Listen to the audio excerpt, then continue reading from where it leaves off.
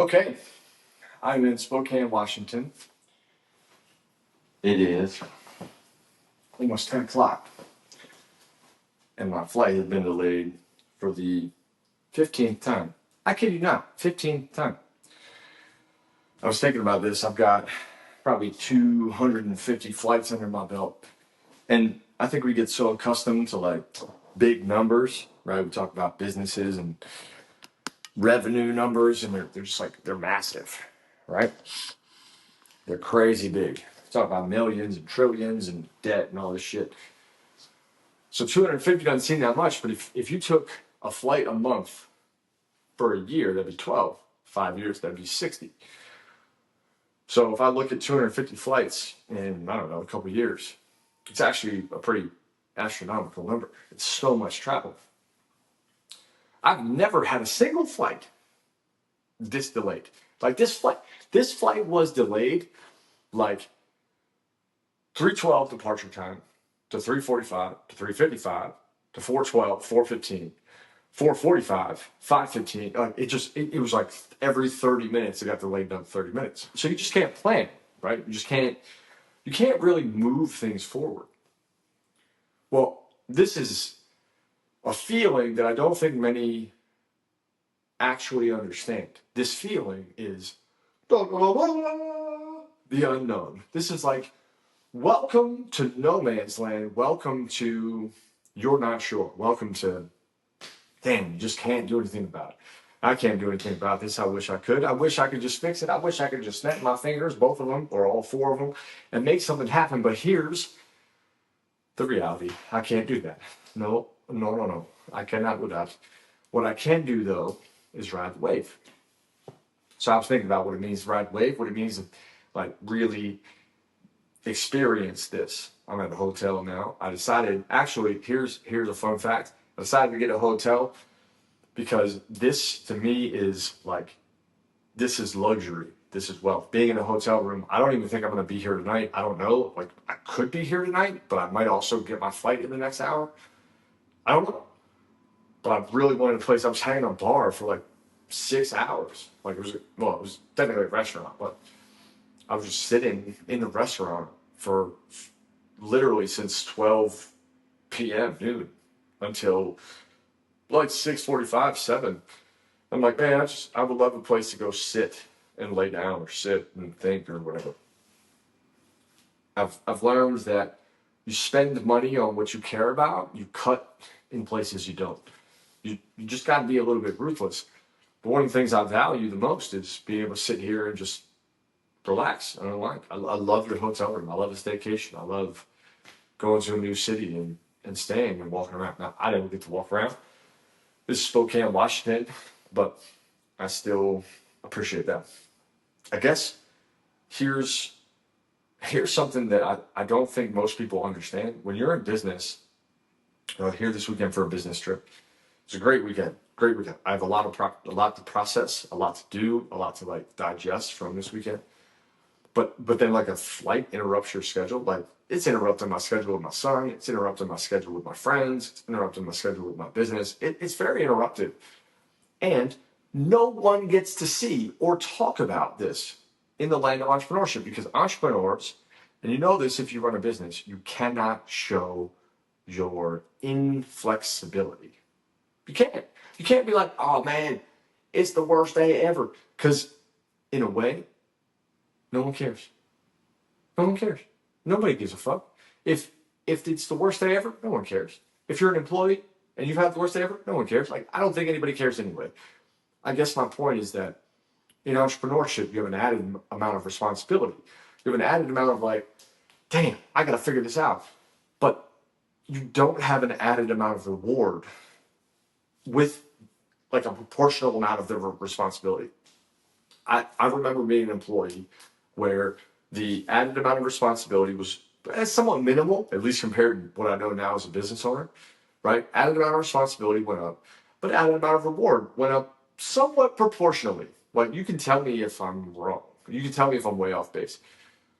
But in entrepreneurship, you have a totally lopsided thing. Like the lopsidedness is that you have a ridiculous amount of added responsibility and actually like you have a bigger opportunity for reward, but it's not that big. At least not initially. Like it's a long play. It's a long game. So this like lopsidedness is like something fascinating. And you just gotta deal with it. You just gotta run with it. When I was first starting business, I had these guys that were ahead of me. I can remember another guy named Aaron, so obviously very cool. I can remember another guy named Jeff. I can remember a guy named David. Like all these people that were way ahead of me. And what they would say was like, well, start a business, like you'll figure it out. And I'm like, I did that. Thank you. What I don't think they said was accurate for what it was. Because what they said was there's a lot of freedom and there's a lot of pressure, but it's worth it. While I agree with that, that's like calling a painting from like the world's best artist, like a Monet, right? Like a $17 million painting, the Mona Lisa, calling it like a piece of art, right? It's just so generic. If you were like, hey, I'm going to see some art in Paris, but you were going to see the Mona Lisa, people would be very confused by that. Like, it's the Mona Lisa. It's the Mona Lisa. What do you mean it's just a piece of art? No, you're going to see the Mona Lisa. Building a business, building your life is so fucking important. It's so big that you can't just relegate it to like, well, okay, like, it's going to be hard, but you'll figure it out. Like, it's great for the freedom. It's not okay. It's not okay to talk about that. If you're an entrepreneur and you're listening right now, I love you. I love you so fucking much. Like, you're doing so much. Nobody even knows how hard it is to do what you're doing. And I hope that people in your life are appreciative of what you're creating. I remember the first year. I remember the second year. I remember the fifth. I remember every year. I'm 8 years, almost 9 years in. So I'm almost a decade in to like supporting myself, supporting my own life, supporting my employees' lives. Like, there's a lot of responsibility there. And as I'm sitting here, I'm like, fuck, this shit is hard. Even when it's great, like my net worth is different. My income is different. The business is different. And also, it's still hard. I don't know, maybe that's like the connection between sports and entrepreneurship that I appreciate. It's the reason that I started coaching with sports. And there's such a uniqueness to those things. Sports and entrepreneurship, you just have to work. And in both of those things, you just have moments where like, it doesn't make any fucking sense. It doesn't make any sense. You just have like unknowns in sports.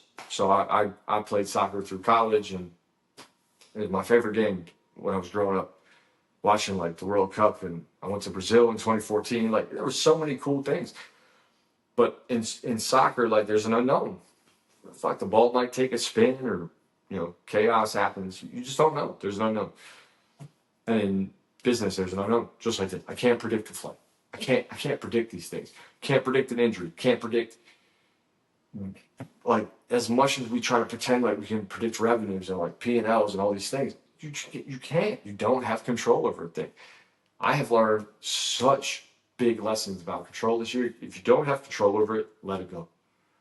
And that's way easier said than done. That statement is like, I'm just going to attack myself right now. That statement is pretty much, I'm going to see art, but it's the Mona Lisa. Like, it's so hard to do that. I struggle with that.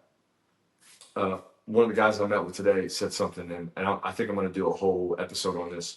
He said, the difference between 9 and 10 is 100. Like, I still haven't unpacked that. Like, I literally have this to like write notes in. But I'm going to unpack that a little bit because there's so much in that, right? Like, we're trying so hard to get so far, so fast. We're trying to make things happen. We're trying to like get there. And here's the secret. Nobody knows what they're doing. Nobody. Nobody has a fucking clue what they are doing. Hey, join me here. Hey, come here. So what happens is we think, for some reason, that we have it all figured out. And if you have it all figured out, I promise you, you don't have it figured out. What you do have figured out is nothing. There's so many unknowns. and you don't have control very much, just like me waiting on this flight, I still don't know if I'm going home tonight. I booked this hotel. I've made contingency plans. So I've got a place here I can stay. If like the flight doesn't go through, I got a place I can crash. I booked an early flight in the morning. So I have two flights. I have a flight tonight and I have a flight first thing in the morning. I have both of them. Those are called contingency plans. Both ways win. And I don't feel comfortable in either. Like I really am uncomfortable about both of them because they're not what I wanted. They're just, I wanted to be home at 5. That's what I wanted. I wanted to go play volleyball because that's something I signed up for and can't wait to go do.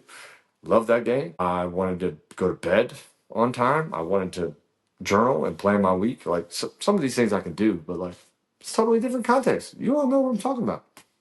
It's totally different. We just don't have control. So the place I started was